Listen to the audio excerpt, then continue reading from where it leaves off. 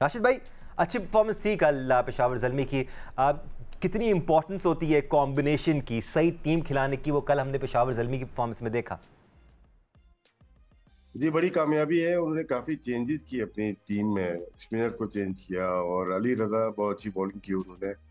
और मैं फिर उस पर ही आऊंगा टॉस के ऊपर कि क्या वजह टॉस बन रही है। 9 मैचेस में 2 मैचेस ऐसे हुए हैं जो कि पहले बैटिंग करके मतलब हारे हैं। अदरवाइज तो सारे मैचेस जो डिफीट का मार्जिन है बढ़ता चला जा रहा है। कल भी 100 रन का मार्जिन रहा।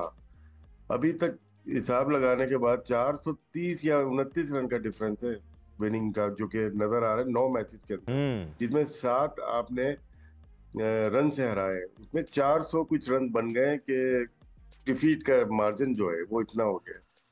और 129 बॉलें सेव हो गई हैं कि आपको 15.2 ओवर 16.1 ओवर, उससे पहले ही मैच खत्म हो रहे हैं। तो स्टैंडर्ड क्रिकेट का वैसा नहीं लग रहा, क्योंकि आप कंपटीशन चाहते हैं, आप चाहते हैं कि अच्छा हो।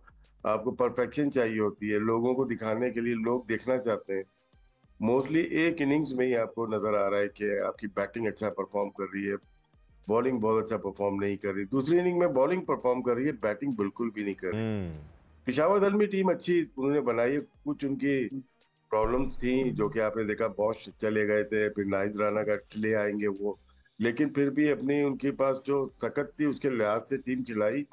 और फॉरनर प्लेयर उनका चला, जो कि आपने देखा, कैटमोर को देखा। हारिस तो अच्छा खेले, हारिस के साथ पार्टनरशिप अच्छी हुई। फिर उन्होंने हुसैन तलत के साथ बहुत अच्छी पार्टनरशिप की। फिर मिचेल मिचेल ओवन ने समत के साथ पार्टनरशिप अच्छी की। लास्ट 5 ओवर में 80-90 रन, शायद मुझे याद नहीं इतने रन बने। तबाहकुन बैटिंग थी। जी, तबाहकुन बैटिंग की है। और उसामा अकेले नजर आ रहे हैं। वो वजह ये है कि इन्होंने जाने दिया, धानी को किसी ने पिक नहीं किया। वो इनके लिए 2 साल फाइनल के लिए क्वालिफाई कराने में आगे रहे थे। अब्बास आफरीदी भी अच्छे रहे थे लास्ट ओवर में इनके साथ। मोहम्मद अली भी अच्छे रहे थे, खुशदिल पावर प्ले में और मिडिल ओवर में अच्छे रहे थे चारों। पता नहीं क्यों इन्होंने बैकअप लिया नहीं लिया, तो चारों बॉलर चले गए तो रह कौन गया एक? उसामा उसामा कल 50 रन दिए और यंग बॉलर आकिब जावेद को सामने डाल दिया उन्होंने। तो कुछ प्रॉब्लम लग रही है कि सही पिक हुई नहीं हुई, क्लिक नहीं कर रही टीम। क्या रीजन है? इन्फ्लुएंस ज्यादा है मैनेजमेंट का। तो मुल्तान सुल्तान इस वक्त सबसे वीक टीम नजर आ रही है। हम समझ रहे थे कि कोयटा ग्लेडिएटर है या जल्मी है, लेकिन कल के मैच के बाद लगता है कि मुल्तान सुल्तान इस वक्त आज कल के मैच के बाद सबसे वीक टीम है। मुल्तान सुल्तान की बॉलिंग के मसाइल तो नज़र आ ही रहे हैं सिकू भाई, लेकिन पहले हम बात पेशावर ज़ल्मी की बैटिंग परफॉर्मेंस की कर लेते हैं। कल अच्छा परफॉर्म किया उन्होंने। यकीनी तौर पर मिडिल ऑर्डर ने ऊपर की मुश्किल स्टार्ट के बाद ठहराव प्रोवाइड किया, लेकिन बड़े अग्रेशन के साथ ठहराव प्रोवाइड किया। मोहम्मद हारिस को हमने बहुत क्रिटिकली एनालाइज किया, you and me both, but अगर कंसिस्टेंटली ये रोल प्ले कर सकते हैं, इस किस्म के बैटिंग के लिए थोड़ा मुश्किल हो जाता है बहुत ज़्यादा कंसिस्टेंट होना, लेकिन इस अग्रेशन का मुजाहरा रिलेटिवली कंसिस्टेंटली कर लेते हैं तो अच्छे ऑप्शन है। अभी जो राशिद बात कर रहे थे ना कि जो स्टैंडर्ड का समझ में नहीं आ रहा कि क्या स्टैंडर्ड चल रहा है। हारिस का मैंने निकाला हुआ है, मतलब है कि उन्होंने न्यूजीलैंड के टूर में 65 रन किए, 5 मैच खेले, सिर्फ 65 रन किए। ओडीआई 6 खेले, 30 रन किए हुए। T20 उन्होंने 14 खेले हैं, 151 रन किए हुए। फर्स्ट क्लास 13 खेले हैं, 470 रन किए। टोटल मिला के उन्होंने 700 रन किए हुए अपनी ज़िंदगी में, जो कम्पिटिटिव क्रिकेट है और इंटरनेशनल क्रिकेट है। मगर यहाँ पे वो ऐसा खेलते हैं जैसे कि वो उससे बड़ा कोई प्लेयर नहीं। और उनके सामने जो साइम, जिनके लिए पूरा पाकिस्तान रो रहा था, पूरा क्रिकेट बोर्ड रो रहा था, वो ऐसे आउट हो गए कि जैसे उनको खेलना नहीं आता। बाबर का तो मैं बात ही नहीं करना चाह रहा, मुझे बड़ी शर्मिंदगी हो रही है, अफसोस भी हो रहा है। आज मैं बाज़ार गया हुआ था सुबह, लोगों ने पूछना, आवाज़ लिटरली मैं हल्फिया कह रहा हूँ कि लोगों ने पूछा जी बहू किंग को क्या हो गया। अब मैं इसको उनको क्या जवाब देता, मैं कहा मेरा किंग नहीं है वो। पाकिस्तानी क्रिकेटिंग फैंस भी बड़े मजेदार। अब पूरा जो वहाँ पे लोग खड़े हुए थे, खरीद और फरोख्त हो रही थी, सब हंस रहे थे मुझ पे, मतलब मुझ पे नहीं, मतलब दे वर ऑल एंजॉयिंग इट। तो एवरीबडी इज आस्किंग।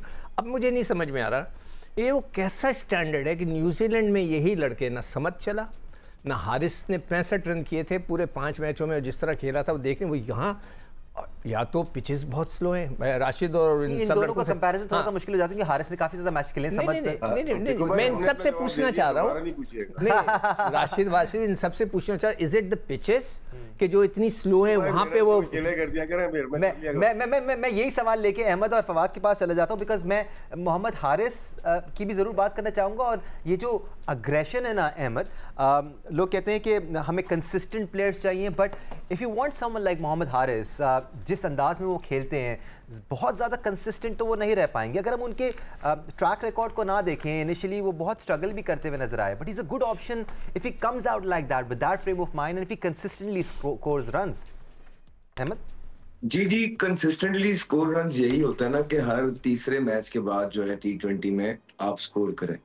तो जब हारिस के ऊपर भी और हारिस के नीचे भी हारिस की तरह ही अटैकर्स होंगे, तो जिस दिन हारिस नहीं चलेंगे कोई और चलेगा, अच्छा जिस दिन कोई और नहीं चलेगा तो दूसरा वाला चलेगा, जिस दिन सारे ही चल गए तो मेरे ख्याल 300 भी हो जाएगा। तो यही होते हैं ऐसे प्लेयर्स के साथ। आप देखिए जो पॉजिटिव चीजें हैं वो ये है कि ठीक है बाबर आजम से परफॉर्मेंस नहीं हो रही, मेरा ख्याल है लीग क्रिकेट है, हमने उनको बहुत आड़े हाथों लिया, उनकी सारी गलतियां बताई, लेकिन वो जब पाकिस्तान के लिए खेल रहे थे हमें उससे कंसर्न है, हमारे अपने मुल्क से कंसर्न है। अभी ये है लीग क्रिकेट, ये पेशावर ज़ल्मी का मामला है, ना तो वो कमबैक करने लगे हैं, और जिन वजह कमबैक अगर उनका होगा भी तो जिन वजूहात से उनको निकाला गया है वो चीजें। अभी बैटिंग कोच बैठ के दूसरा क्लिप में देख रहा था, वो कह रहे हैं कि हमें प्लेयर चाहिए तो 200 के स्ट्राइक रेट से खेल सके। तो ये तो उनका फ्रेंचाइज का मामला है, वो वापस तो आने ही लगे, तो उनको थोड़ा सा स्पेस दे देना चाहिए।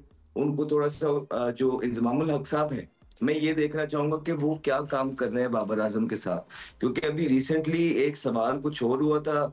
इंजमामुल हक साहब पेशावर ज़ल्मी के मेंटोर हैं और वो बाबर आजम को डिफेंड करते हुए नजर आ रहे थे, और वो ये बता रहे थे कि यार फिनिश करना जो है वो टॉप ऑर्डर बैट्समैन का काम है, नीचे वालों का नहीं है। मैं बिल्कुल ठीक है, मानता हूँ, लेकिन फिर सारी जिंदगी आपने कंपेयर किया विराट कोहली के साथ, उसने तो बेतहाशा जो है ना मैं ही टॉप ऑर्डर पे आके खत्म किया। मैं ये लोग ये नहीं सुनना चाहते, इंजमामुल हक साहब से लोग ये सुनना चाहते हैं कि वो बाबर आजम की जो रूठी हुई फॉर्म है उसको वापस लाने के लिए क्या इकदामात कर रहे हैं, क्या उन्होंने उनकी फीट्स देखी हैं, अवाम को बताएं कि क्या वो खुल तो नहीं रहे हैं, क्या उनका पैर बॉल पे जा रहा है, क्या दूर से तो नहीं खेल रहे, ऑफ स्पिनर पे क्यों बने रहे, उससे पहले लेफ्ट आर्म स्पिनर पे क्यों बने रहे, अब PSL के अंदर 3 दफा लेफ्ट आर्म सीमर से आउट हो गए हैं, वो क्यों हो रहा है। इंजमामुल हक साहब ये बताएंगे अवाम को तो बड़ा जबरदस्त होगा। और जहां तक देखें पेशावर ज़ल्मी की बात है, एक और चीज ऐड करूंगा, आप ये चेक करिए कि जब 2 आउट होते थे, अभी रिसेंट पास की बात है ज्यादा नहीं, तो बाबर और रिजवान फिर 15 ओवर तक जाते थे, और फिर कुछ हवारी बैठ के ये भी बोलते थे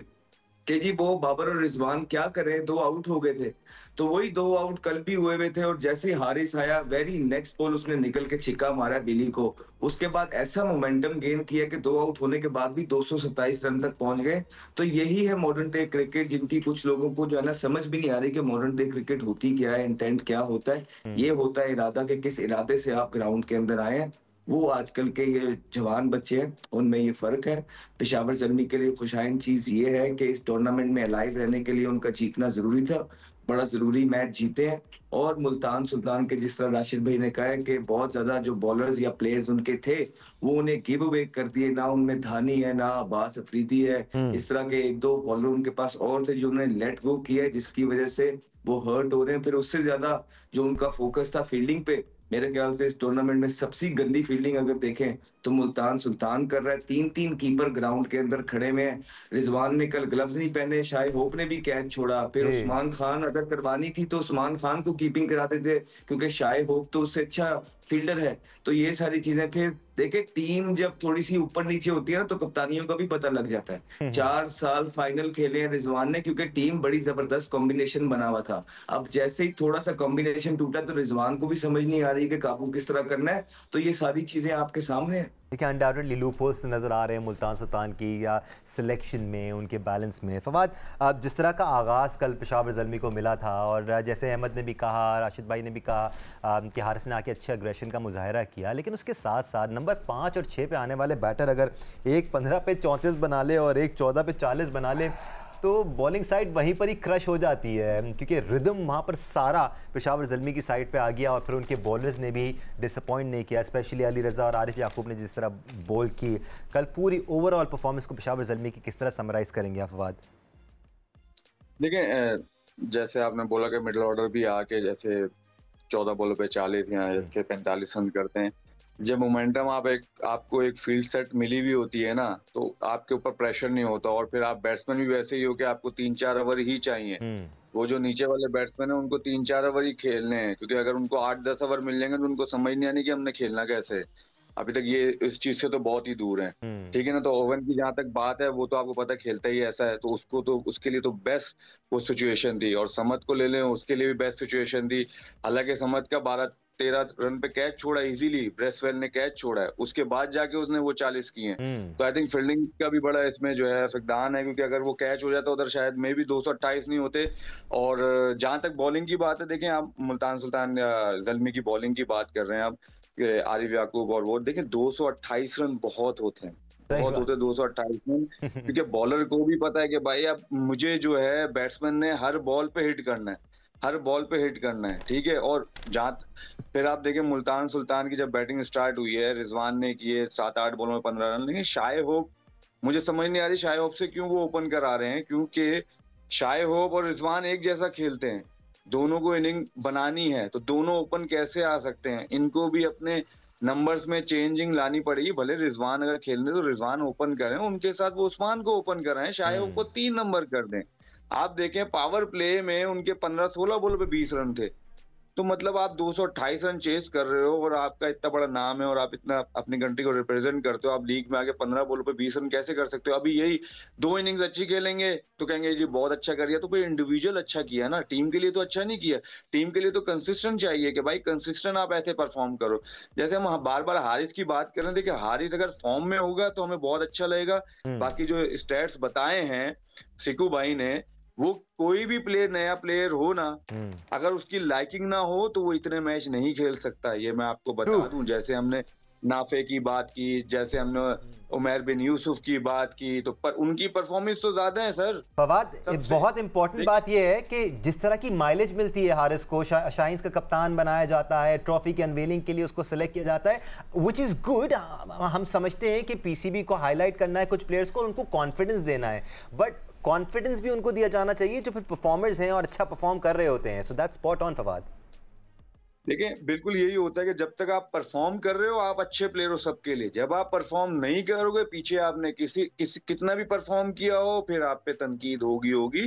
जहां तक हम बार बार हारिस की बात करें, देखिए 2-3 इनिंग्स में आप अच्छा परफॉर्म करते, ठीक है पीएसएल में किया, लेकिन इनको हर लेवल पे अब चांस मिल चुका है, चाहे वो हमारी डोमेस्टिक फर्स्ट क्लास क्रिकेट हो, पाकिस्तान ए क्रिकेट हो। पाकिस्तान के स्टैट्स बता दिए। आई थिंक जो पाकिस्तान के स्टैट्स बताए हैं, मुझे नहीं लगता किसी को भी ऐसा चांस मिला हो कि जिसके कोई 10-12 इनिंग्स हुई हो, उसके 100 रन भी नहीं है टोटल। मतलब T20 के अलग 15 इनिंग्स में और वनडे के अलग 6-7 इनिंग में 50 रन, उसके बावजूद वो टीम का हिस्सा है और उसके बावजूद हम कह रहे हैं कि वो बहुत अच्छे हैं। तो मेरे ख्याल से वो बहुत ही लकी हैं फिर अल्लाह की तरफ से, वरना अदरवाइज जितने जो फ्लोज नजर आ रहे हैं, क्योंकि हम यही कह रहे हैं कि हमारे पास कोई और टैलेंट नहीं है, तो इसलिए हम कह रहे हैं भाई हारिस के साथ ही चले जाओ। ऐसा नहीं होता। अगर हमने ये भी बोलना है कि उनको भी इनफ चांस मिल गए, अगर आपने देना है तो फिर किसी और लड़के को देखो।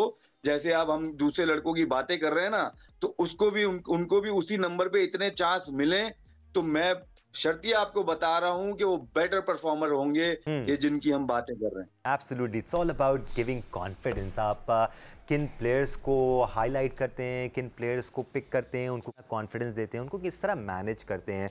तो काफ़ी मज़ेदार बातें हुई इस सेशन में। एक ब्रेक ले लेते हैं, ब्रेक से वापस आएंगे तो बात करेंगे आज के मैच पर। इस्लामाबाद और कराची किंग्स के दरमियान खेला जाने वाला है। साथ साथ पाकिस्तान सुपर लीग की साइड लाइन से इंटरव्यूज़ का सिलसिला भी जारी है। Faizan Lakhani is meeting up with lots of players. उन्होंने सलमान लियागा से भी बातचीत की है, उस पर भी हम आपको कुछ इन्फॉर्मेशन देंगे। ब्रेक के बाद हमारे साथ रहेगा।